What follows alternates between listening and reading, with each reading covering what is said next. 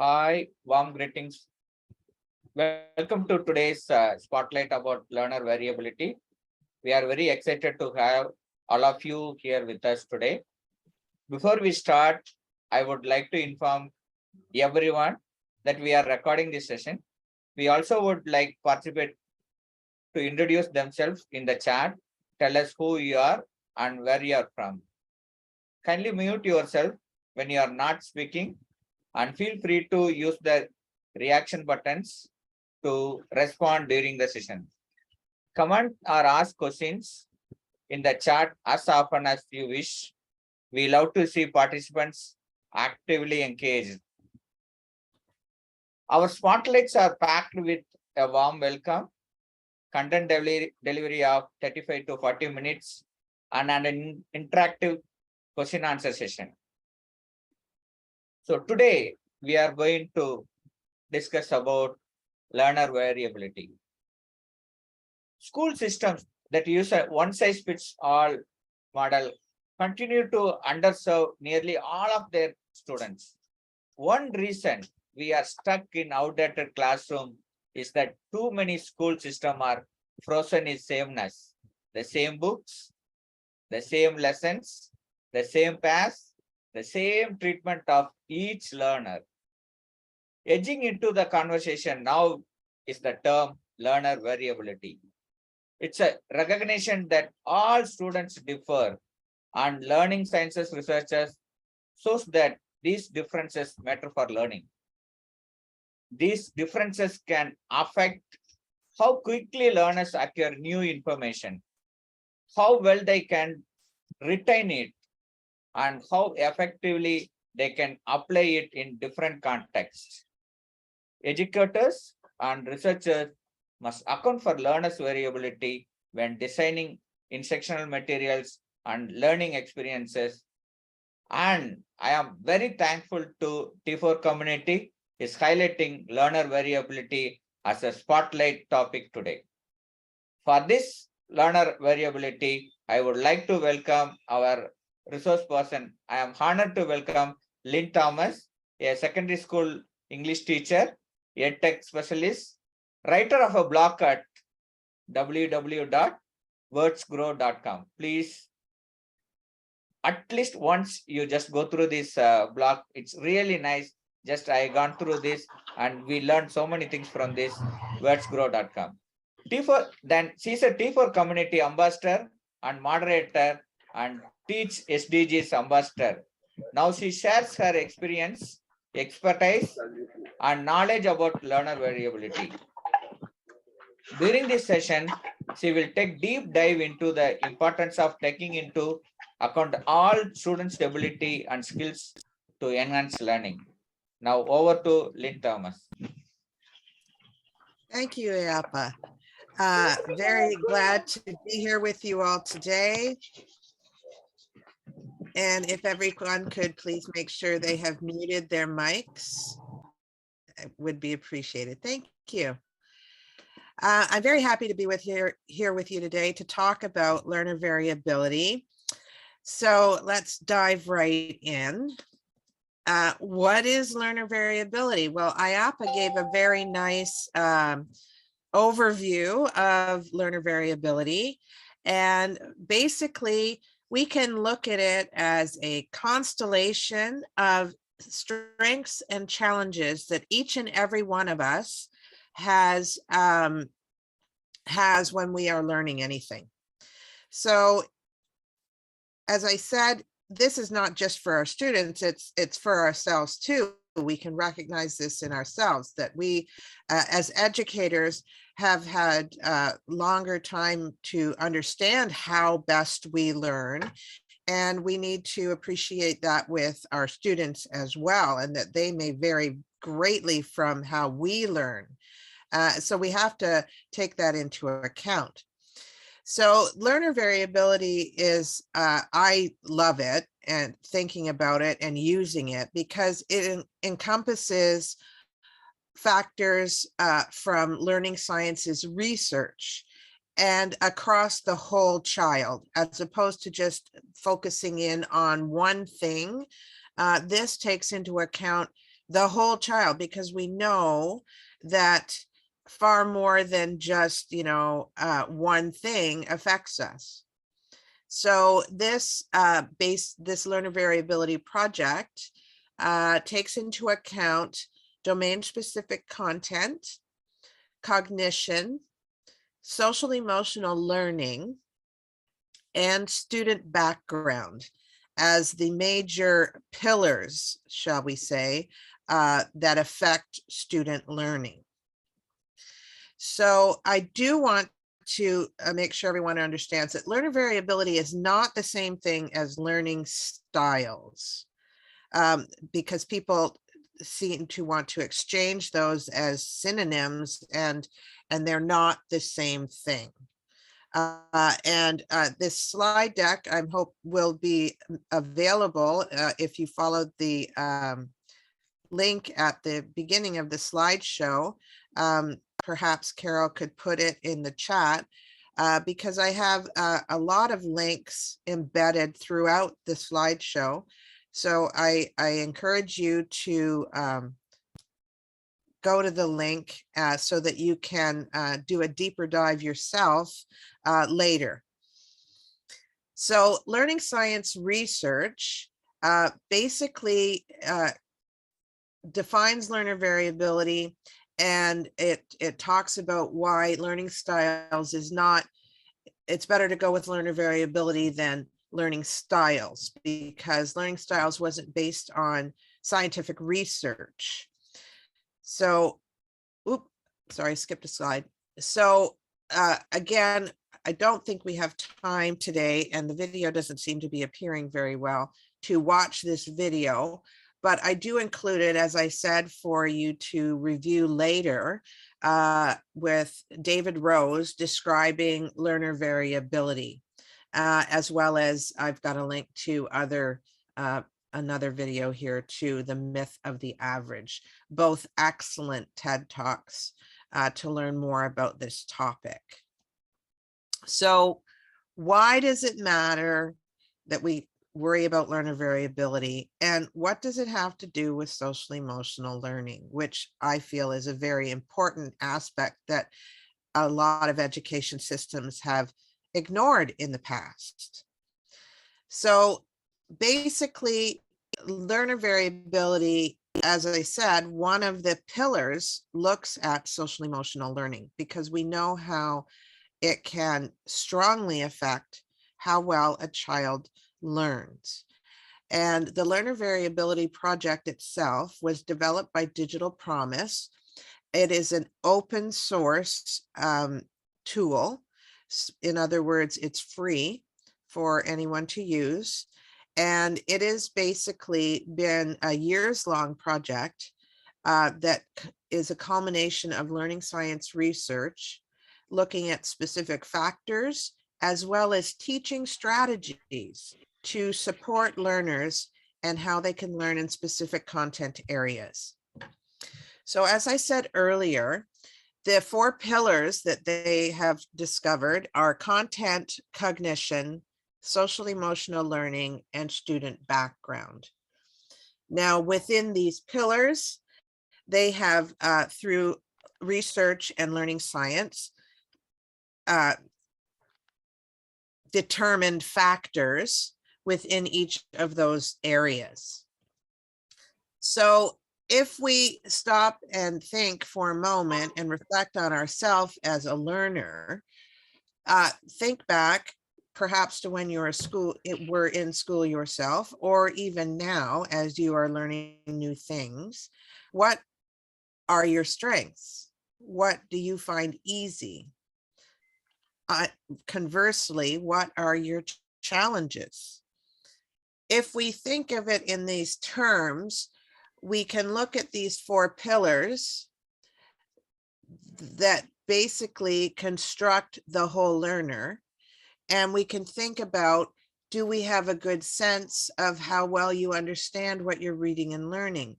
Or are you able to multitask or quickly switch between tasks?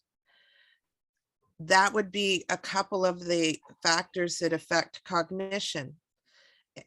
Do you have a vocabulary that you need to communicate and understand the content about whatever academic topic you might be looking at?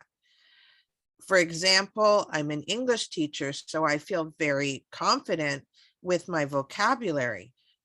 But if I moved into physics, I wouldn't. So I wouldn't have that background vocabulary that would help me. Do I feel comfortable using a computer and navigating the internet? Again, that is our new world literacy, as being able to navigate that digital content. Do we get regular sleep? Something as simple as having a bad night's sleep affects our learning. And I'm sure we can all appreciate, that time that maybe you were up with your sick child all night and then had to work the next day, and then how foggy you felt and how more difficult it was to do certain tasks. So I'm sure we can appreciate all these different factors. And likewise with social emotional learning, are we stressed? Are we anxious? Do we set goals and create a plan? Or are we disorganized and have a hard time doing that? All of these things affect a learner's ability to take in new information and utilize that information.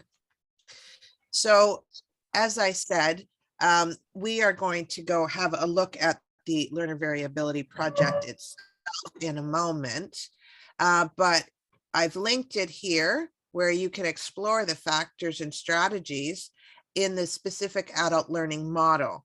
And you could continue to self-reflect on what factors affect you in your learning. Because again, this is very important, because if we understand how we ourselves learn, strengths and challenges, that affects how we teach. Everyone naturally plays to their strengths. And so all of us get into a pattern of teaching according to our strengths, which may not be the best way for some students who learn in a completely different way. So as educators, we need to understand, well, what strategies am I missing that might be more supportive for my students? And how can I incorporate those strategies? I would like to emphasize that I know many times teachers feel like, well, that's one more thing to add on. And I want to emphasize that it's not another add on. I think it's just a different way of thinking about how you're teaching. And it can be as simple as, oh, I've always done it this way, this certain teaching strategy, and then learning about a different strategy that might be more supportive and trying that out. So it doesn't have to be overwhelming or an add-on. It can just be a slight shift in how we think and taking into account some of these different techniques. So let's go have a look specifically at the navigator. So I will minimize here, and here we are. So the navigator is located at digitalpromise.org/learner-variability-project. And you'll see here that it gives a great outline about the project. And basically, then it talks about some of the things that we've talked about, like what is learner variability. And they keep expanding it. So this is another wonderful thing. They have so many resources here for educators, and the adult learning model is new.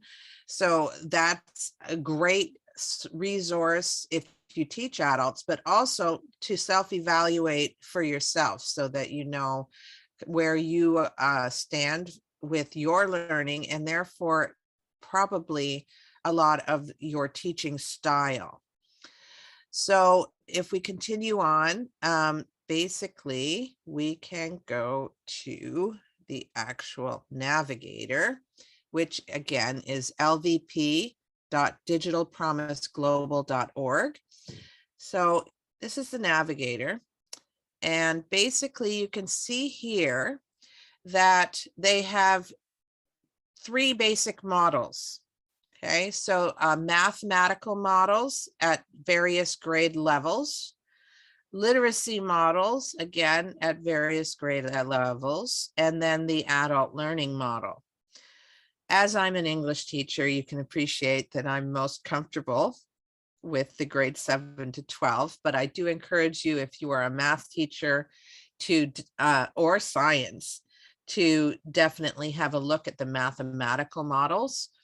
And you may think, why aren't there more subject areas? Well, if you think about having basic literacy strategies through grade 12, which would be to until about 18, having that good literacy background affects every course you take. And then having numeracy skills is going to help you and support you in math, science, geography, and other subject areas as well.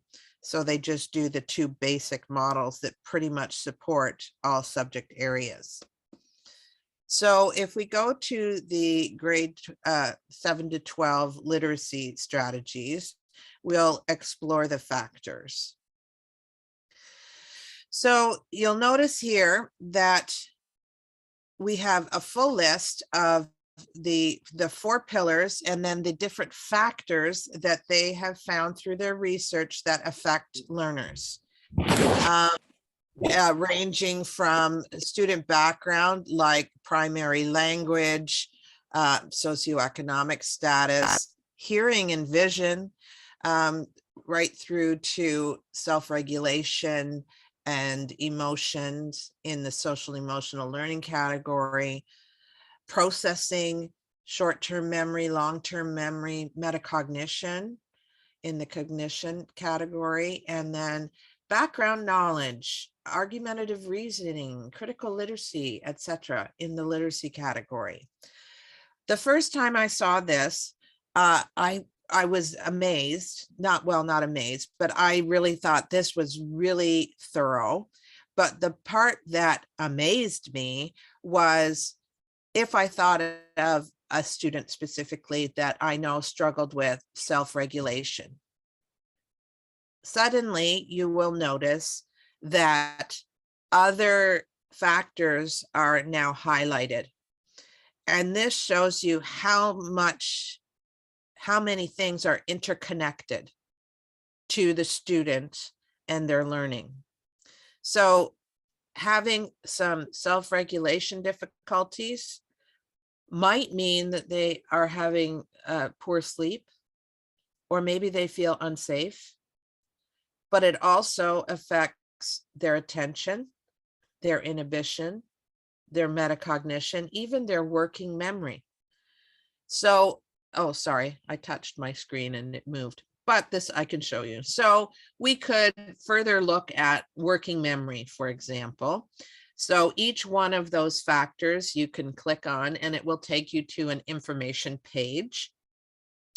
And here you see all the various connections. So the ones that are stronger colored are more directly interconnected with working memory.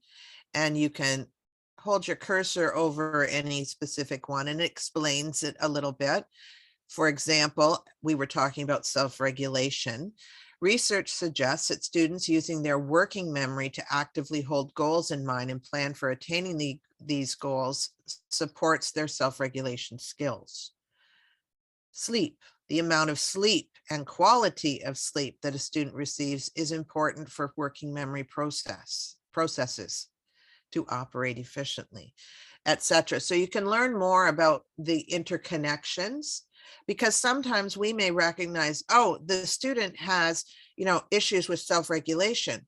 But then this I thought was wonderful because I can see all the different things that are interconnected. And then I can understand that, oh, this isn't so much a self-regulation problem as it is a sleep problem, perhaps, or some other problem. So sometimes it can help us dig down to what is actually the core problem. And this could explain why sometimes we try and use strategies to develop the thing that we think is the problem, like self-regulation, and it doesn't work. Well, this can help us maybe dig down to, well, what's actually the root problem? And then helping with the root problem actually is going to be more effective. So obviously this explainer page gives an overview and it explains the main ideas. But I would like to point you to every one of these information pages on each of the factors also has this learn more, where you can look at student-centered strategies, and which will take you to free mini micro credentials. In other words, professional development learning that you can do. But it also takes you to this views, measures, and references.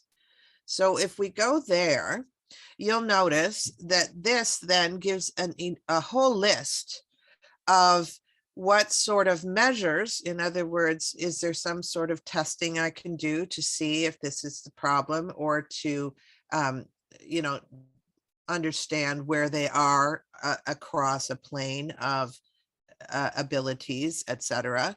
And some of these are more specific to perhaps psychologists and specialists and that kind of thing. But very often there are tests that you could use as a diagnostic test in yourself with a student or a number of students.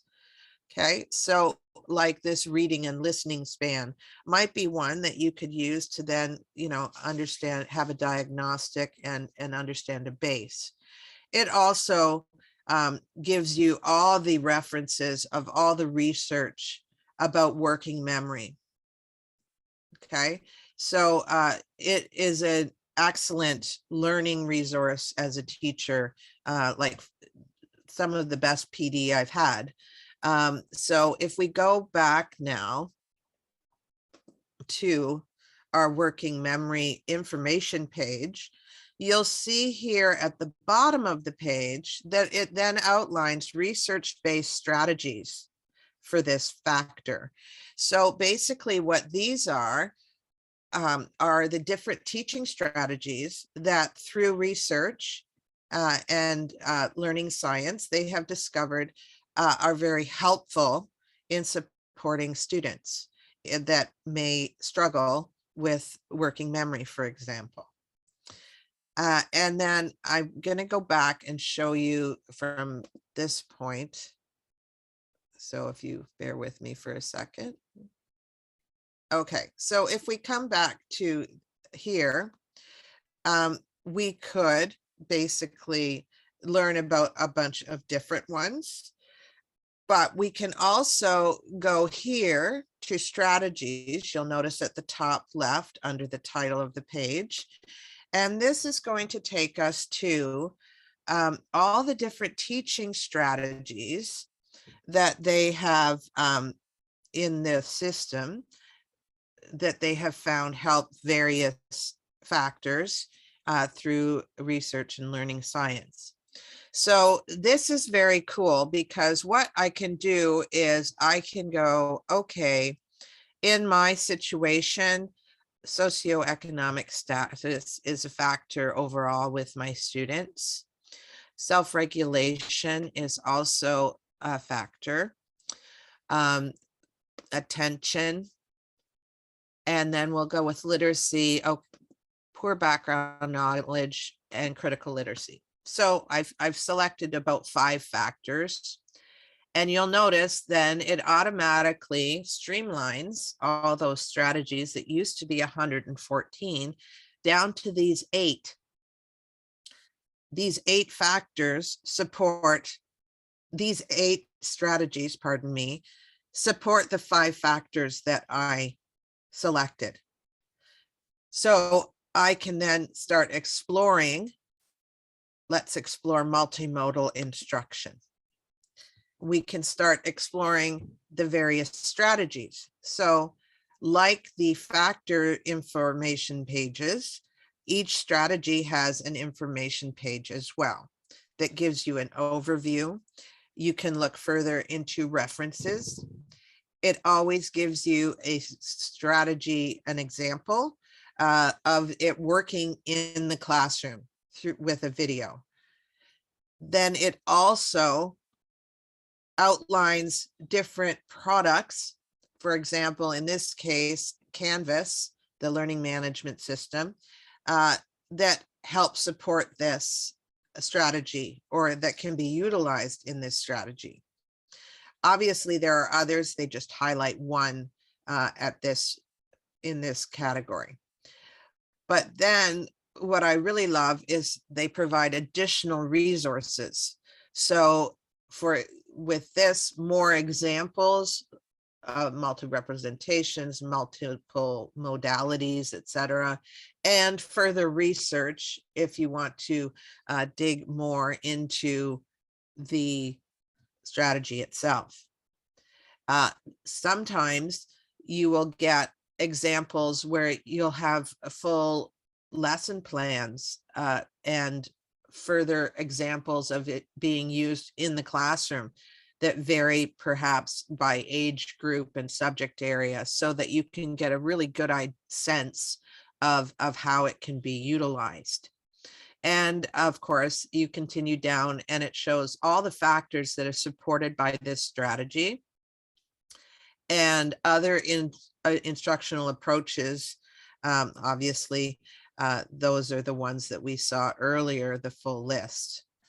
So through these, you can learn about the factors, you can learn about the strategies, but you can also go here to tools and workspaces at the top of the page.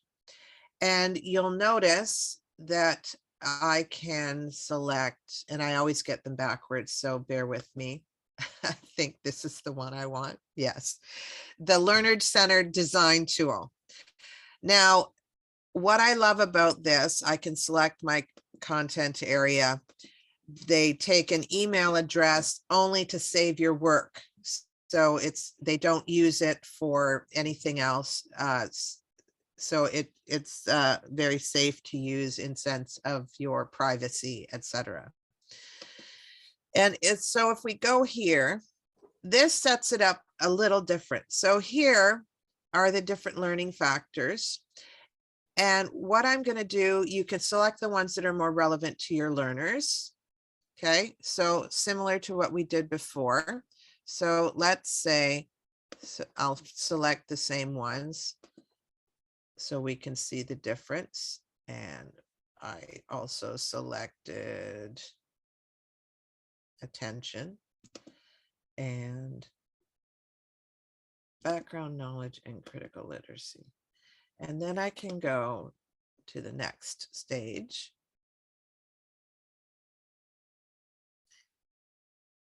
And I can add factors. It lets me do that. I'm not going to at this point. And then I can select next. And similar to what we saw, these are the strategies that it shows that support those factors. And then it continues with other strategies that support many of the factors that I selected. Now, if I go to instructional design, here I can again enter my email, select my content area, and I'm going to identify strategies to support my students. And here, this one I really love because you can use it as a self-evaluation tool. And what it is, this lists all 114 teaching strategies. So the idea is you could go through and go, okay, I use lots of graphic organizers. We do annotating. So basically you would go through and go, what strategies do you use on a regular basis? I use chunking. We do debate. I do direct instruction. I do foster growth mindset, guided practice. I'm just clicking off various ones. And then basically, once you click off all the strategies that you already use, oh, my next button is blocked. Then you would hit next. And then it brings up, could you mute yourself, please? So it brings up the factors again, but you'll notice it then shows which ones I do very well and which ones I am lacking on. So you can see it by color. The very pale colors, I'm not supporting at all. The very strong colors, like here, I'm supporting really well with the strategies that I'm using.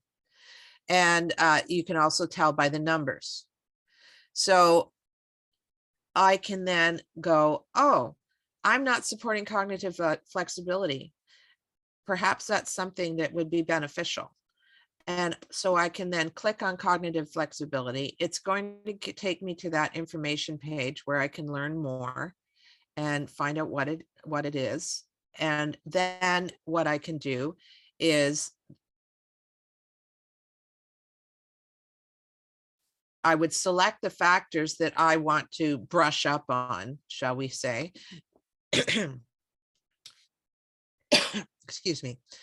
Sense of belonging, cognitive flexibility. I'm only going to focus in on a couple social supports because I want to focus in on those, and then I can come back and reassess and then focus in on others. So then I can go next.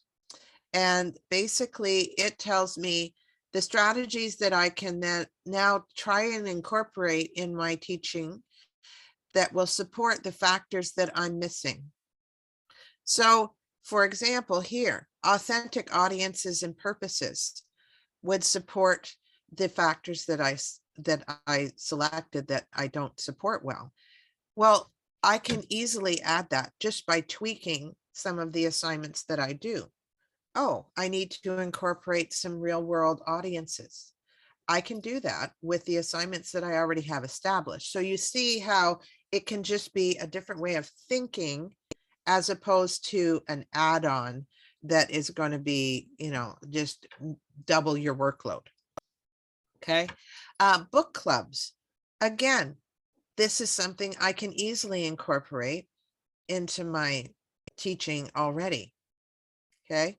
Or collaborative writing.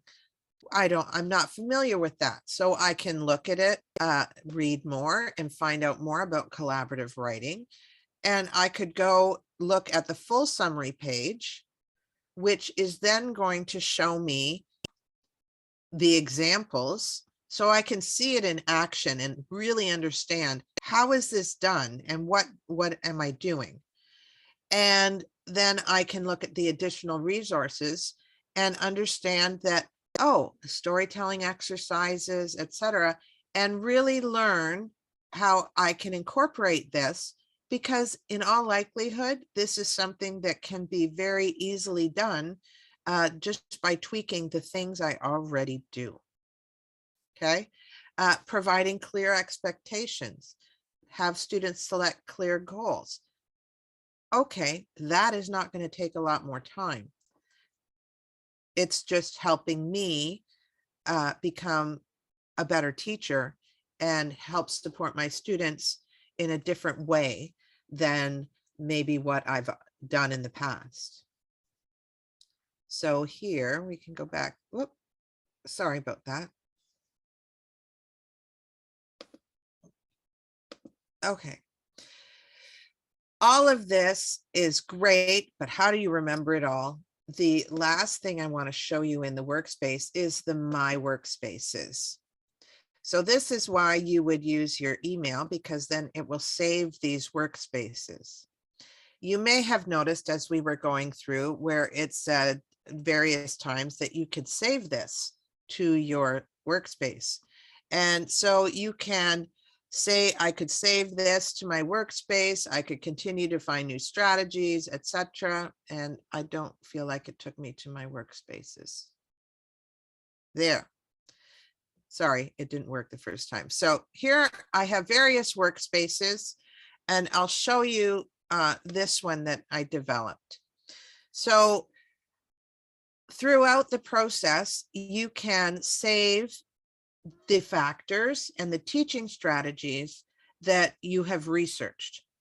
So in this instance, when I created this workspace, I was about to teach a brand new class, brand new to our school, in fact, and our whole department. So we were putting a whole strategy together as a department team. So these workspaces are wonderful because you can share them with members of your team and you could collaborate. So basically, what I did was I selected the specific factors that I felt would be most concerning in relation to the subject material. So this is a course in teaching Indigenous literature here in Canada, and it was replacing the traditional English literature class that's required.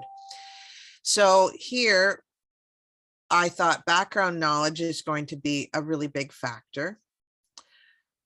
Given that it is an English class, writing or composition and critical literacy are very important. So I chose those two factors.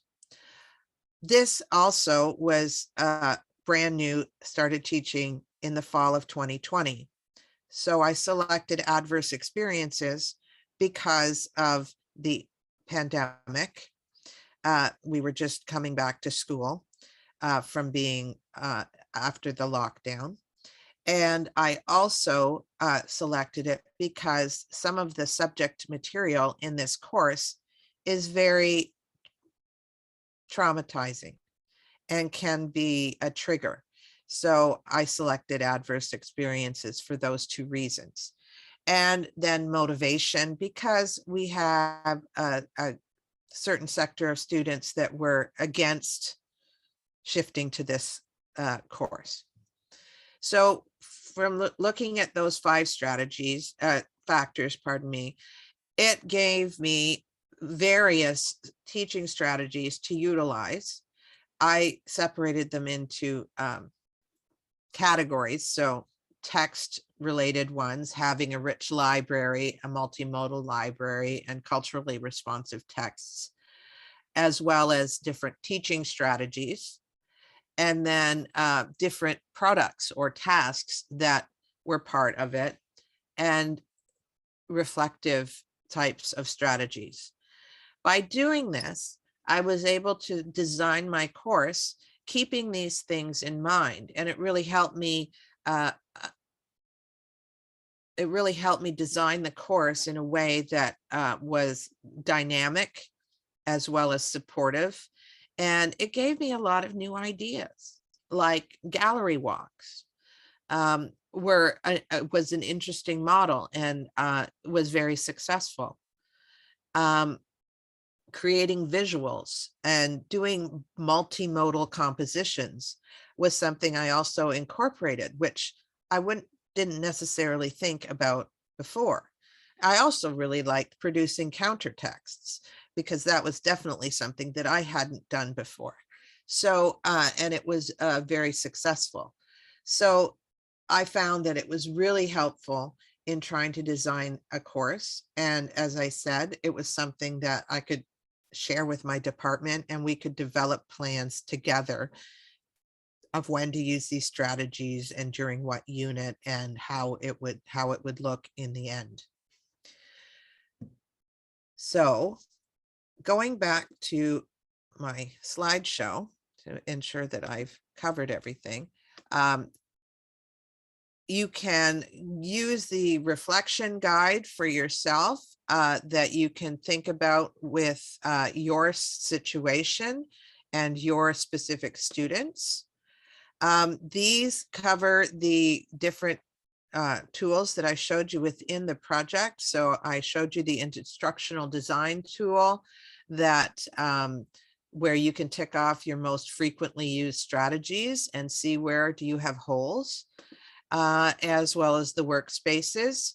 The links here take you to various signature workspaces as exemplars.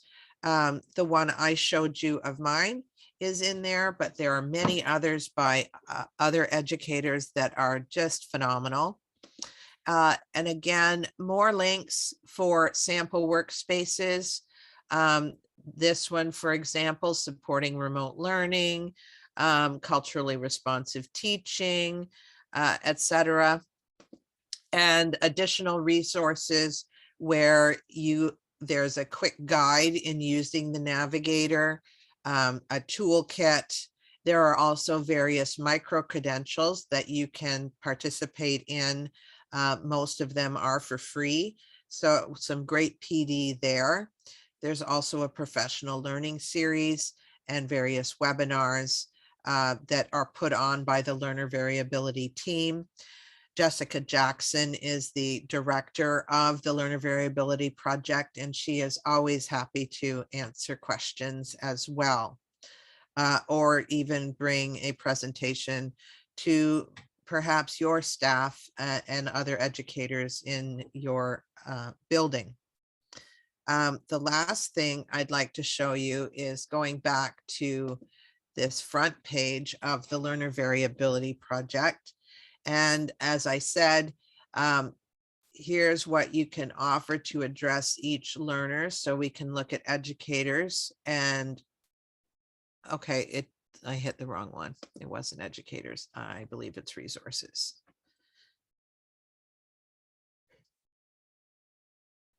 Okay, I keep going to the wrong one.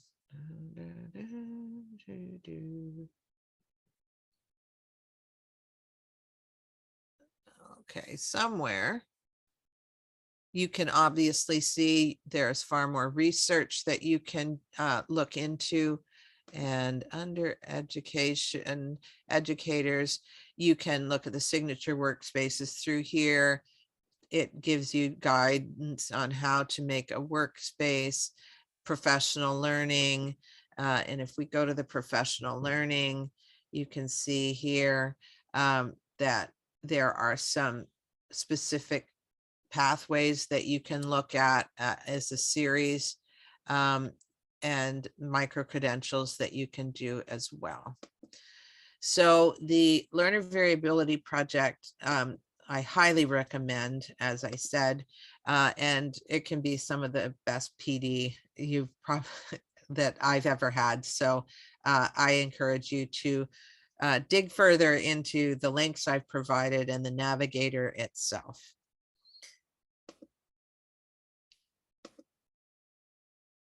So I am happy to take questions at this point. I have not been following the chat, so perhaps Ayapa can help me with what questions need to get answered, and that would be wonderful.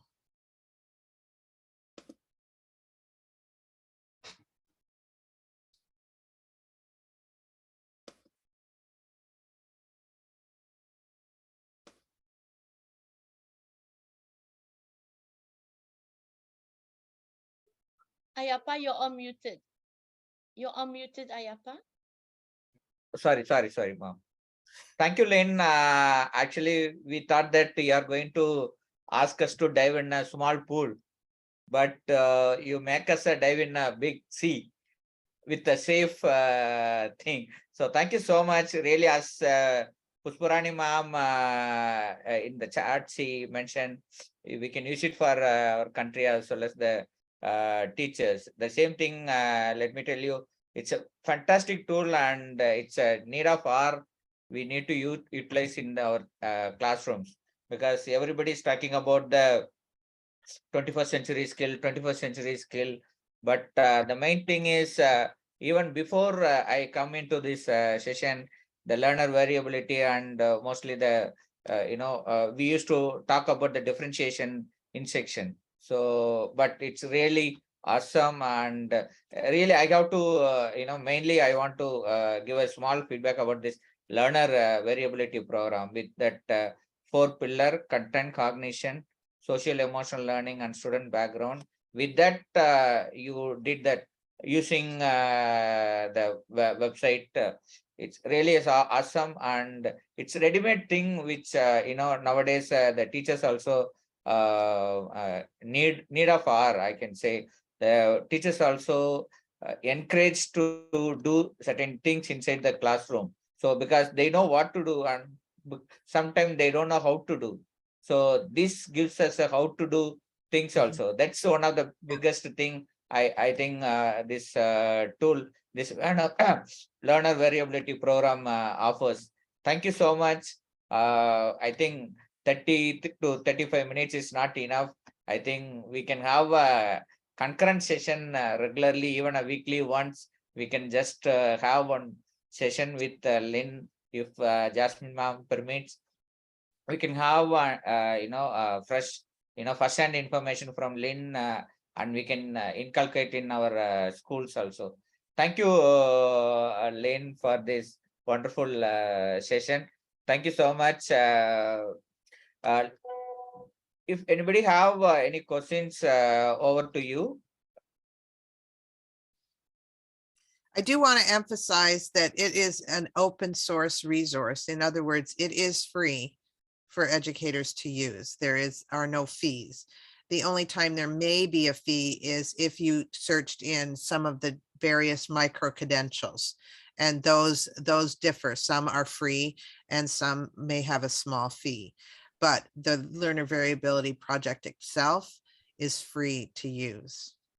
And it's a great source too, with all the talk about universal design for learning that has become kind of front and center stage of late, because it covers all of those things that you need to consider when you're trying to design in that manner to eliminate barriers that students may have. And that was one of the ways that using the workspace and selecting factors that I knew would be barriers for my students, and tackling those with strategies before the barriers even started. So great resource. Thank you. Thank you so much.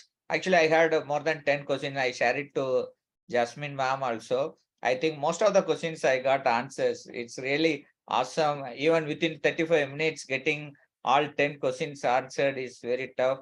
And thank you, Lynn, Oh, for this very good. wonderful session.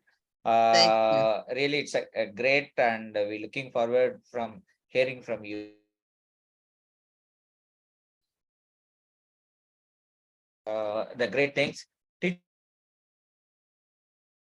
Oh, you're cutting in and out, Ayapa.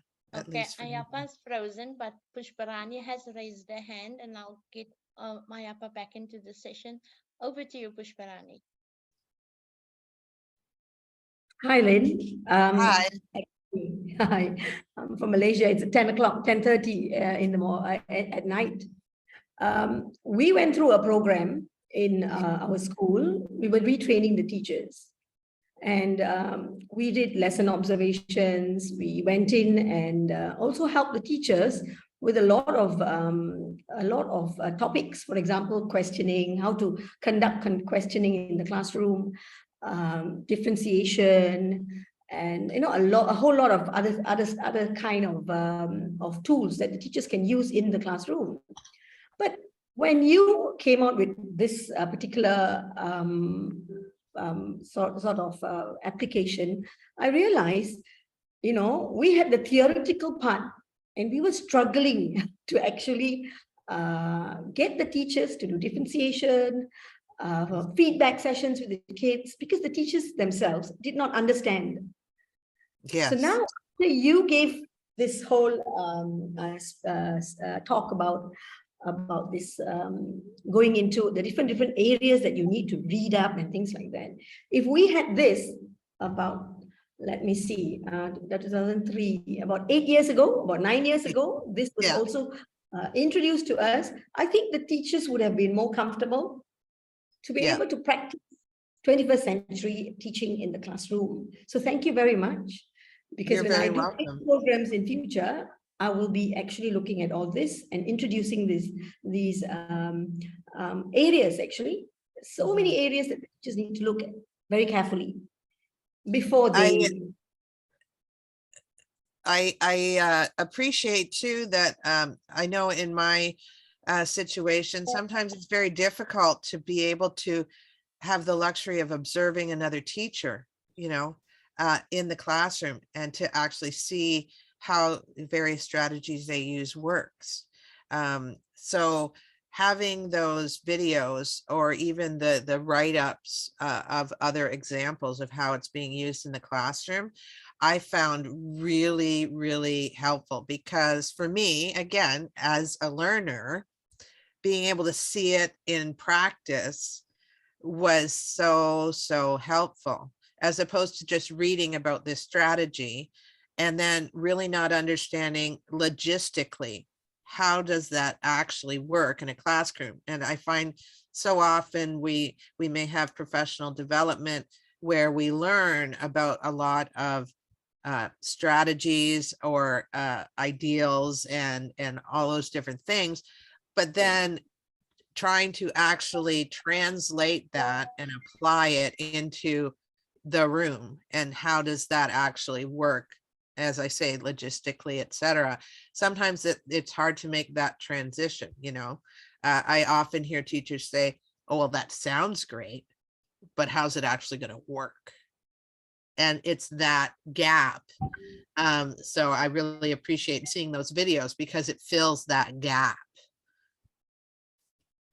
Yeah, I will be, I've recorded quite a number of videos on my teachers when I've observed them teaching. Now I will go backwards. I'll work backwards and look for all these characteristics that you have talked about.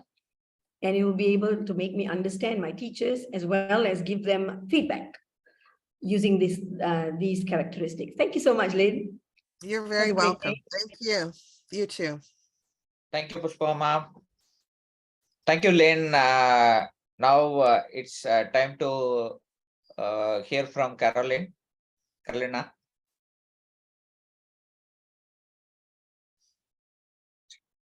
Hi, everyone. Thank you for coming to this session. I would like to share with you some new features we have on the app. I don't know if you've been able to see them, but I want to share my screen to show you that we've been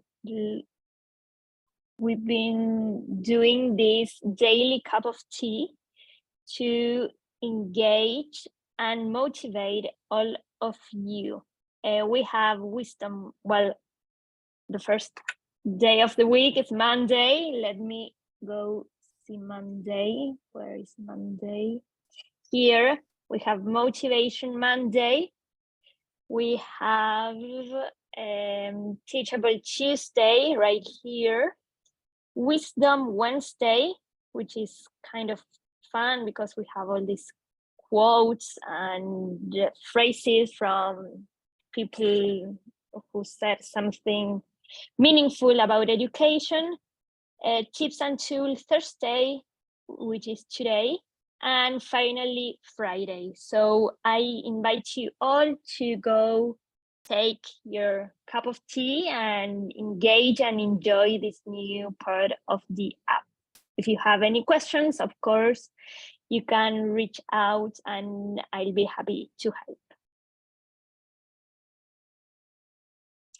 And well, of course, please, if you don't know what's been going on the app, please go. I will post on our chat the link to see all future events we are going to be doing next month. All right. Thank you so much. Thank you, Carol, for that session. And the cup of teas, I want to make a big thing of it because Carol has been working really hard on it. And like she said, I like this topic today. It's also a space where you can all bring your talents, your skills, your differences, and motivate and inspire each other. And as we all know, the whole world saying teachers are burnt out, they are stressed, they are like all of that. This is the place, this is the moment with this work that's been being uploaded every day by Carol to motivate and inspire each other, if it's possible. Right? She put the links in the chat. You are all members on our app. And I just want to say thank you for being here today. All right, over to you, Lynn. Did you want to say anything else? Thanks everyone for coming. I really appreciate all the lovely comments that you've given about this session. I'm glad that you all enjoyed it. And as I said, be sure to get that link to the slideshow that has all those various links embedded in it. And I hope you find me on the app if you have any further questions or comments, and I'd be happy to answer them. Thank you, everyone. We'll see you at our next event. No, we'll see you on the cup of tea. Thank you. Bye-bye. Great, Bye-bye, thank you. everyone. Bye-bye. Bye-bye, Thank you, Mom. Bye-bye. Thank you, Lynn. Bye-bye, everyone. Bye. It's my pleasure. Bye. Bye-bye, everyone. Thank you so much. Bye, Mom. Thank Bye, you. Mom. Bye, Boom. Mom.